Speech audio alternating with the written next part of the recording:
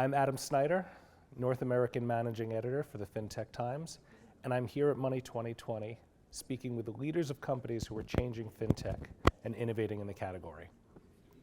And I'm Monica Eaton-Cardone. I'm the COO and co-founder of Chargebacks911 and FI911. And I think you've guessed it in our name. We do everything that there is regarding chargebacks. So I'm here at Money 2020 as well, and excited to talk to everybody today about what's going on in my world.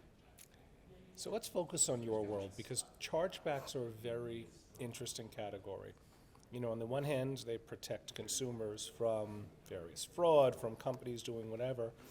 But on the flip side, you hear these horror stories of small businesses who 6 months later, all of a sudden, you know, they're told that something didn't get delivered.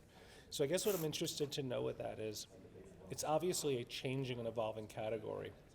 So what have the last 12 months in the category looked like for you, and what do the next 12 months look like? Well, I don't have a crystal ball, but I will say, and this sounds a little cliche, but definitely COVID has been a catalyst for change. Initially, we saw a tremendous spike in chargebacks, as expected. As the world becomes more digital, more and more people are going to e-commerce. This creates also additional loopholes and threats and lots of chargeback opportunities. And you know, what we thought was that this would just be a temporary spike, and then we would recover and we would get back to our normal. But I think what we've discovered is we've had structural changes, and the world has forever been changed.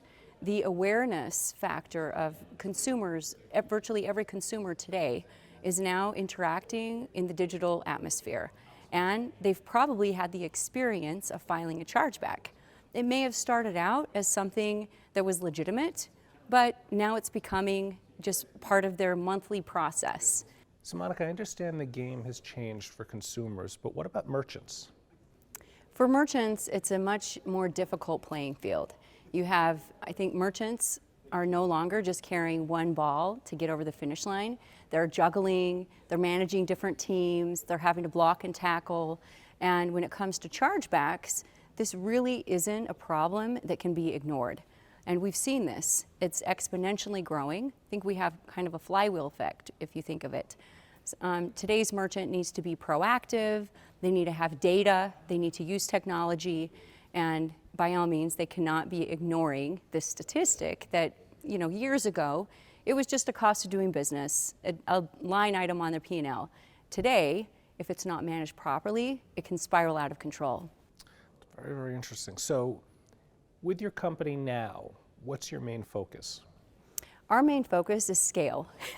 Focusing on scale, which is challenging, I think, for any organization.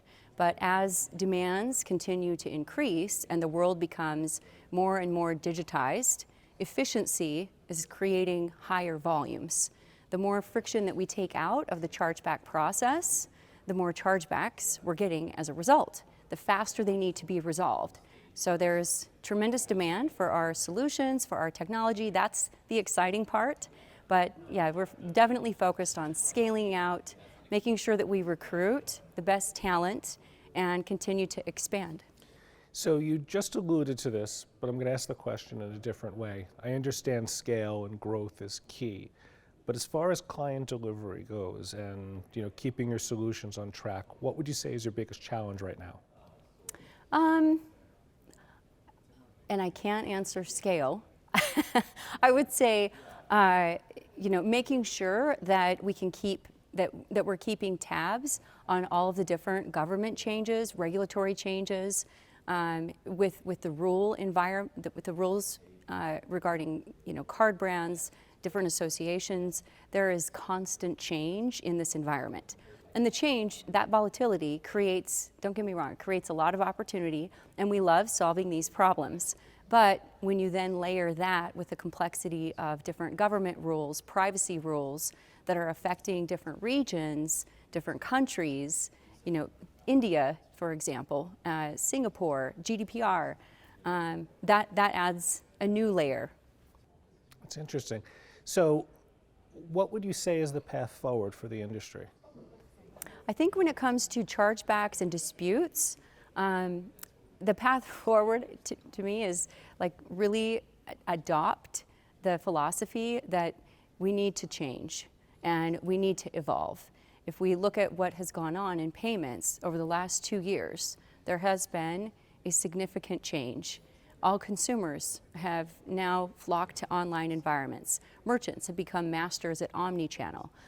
Data is becoming more and more relevant, and the amount of data that is available is continuing to expand. When you look at chargebacks and disputes, sometimes this is, not keeping pace with the rest of the world. And in order for us to continue to protect cardholders and provide that, that insurance between the merchant, between all the different stakeholders, we have to make sure that we have a solution that's fit for purpose. It's very interesting. So are there any trends that you're seeing in the finance or fintech or commerce sector that you think make it harder or easier or just sort of change the game for your company to perform its role? Well, I mentioned government compliance, lots of regulations. That definitely adds its own bucket of challenges.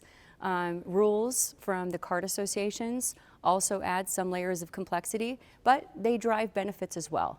I think the diversification in the omni-channel adds more opportunities, but also a few gotchas here and there.